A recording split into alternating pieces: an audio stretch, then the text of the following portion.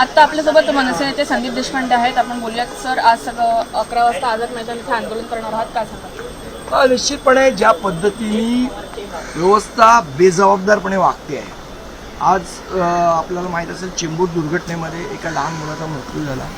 एक माणूस चालता चालता गटारात पडला आणि महानगरपालिका म्हणते कोणाचीच कसलीही जबाबदारी नाही.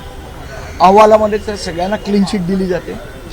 या सगळ्या गोष्टींविरुद्ध आम्ही आज व्यवस्थेला प्रश्न विचारण्यासाठी आझाद मैदानात आंदोलनाला बसणार आहोत. कोण कोण उपस्थित असेल आणि काय नेमकी? महाराष्ट्र नवनिर्माण सेनेचे आमचे सर्व महाराष्ट्र सैनिक उपस्थित असतीलच.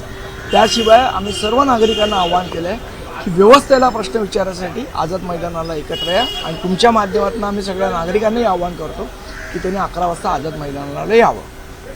दिल्लीत जो लाठीचार्ज झाला विद्यार्थ्यांवरती आणि चैत्यभूमीमध्ये सुद्धा शांतता आंदोलन करायला गेले तेव्हा सुद्धा पोलिसांनी तिकडून त्यांना हाकलून लावलं.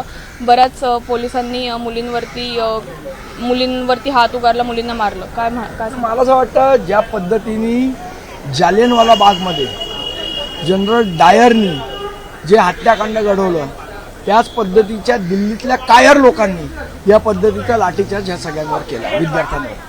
आज आपल्याही घरी मुलं नाराज होतात, चिडतात, आपल्याला रागवतात. आपण काठ्या आणि लाठ्यांनी मारत नाही ना घरी त्यांना. आपण त्यांच्याशी बोलतो, संवाद साधतो, त्यांना त्यांचं काय दुःख आहे ते ऐकून घेतो. मला वाटतं सरकारने ह्या भूमिकेत नाही, ह्या सगळ्याकडे बघितलं पाहिजे. एरवी दर रविवारी कोकणून मन की बात करणारे आमची मन की बात कधी ऐकणार? संदीप लांबा म्हणून जे ॲडिशनल DCP आहेत त्यांनी सुद्धा मुलीच्या कानाखाली मारली. त्याचाही व्हिडिओ सोशल मीडियावरती बऱ्याच मोठ्या प्रमाणात व्हायरल होतोय. मला वाटतं या सगळ्यांवर कारवाई केली पाहिजे जर सरकार संवेदनशील असेल तर. तुम्ही केवळ वर्दीत आहात म्हणून तुमचा मान ठेवला जातोय, त्यांनी विसरू नये. आणि धर्मेंद्र प्रधानांनी सुद्धा 3 दिवसांनी ट्विट केलं आणि त्या ट्विटमध्ये सुद्धा त्यांनी विरोधकांवरती आणि जे आंदोलन करतात त्यांच्यावरती टीका केली. प्रधानसारखा निर्लज्ज माणूस मी बघितलेला नाहीये. एवढं सगळे लोक त्याच्या विरोधात बोलत आहेत, एवढे विद्यार्थी विरोधात बोलत आहेत.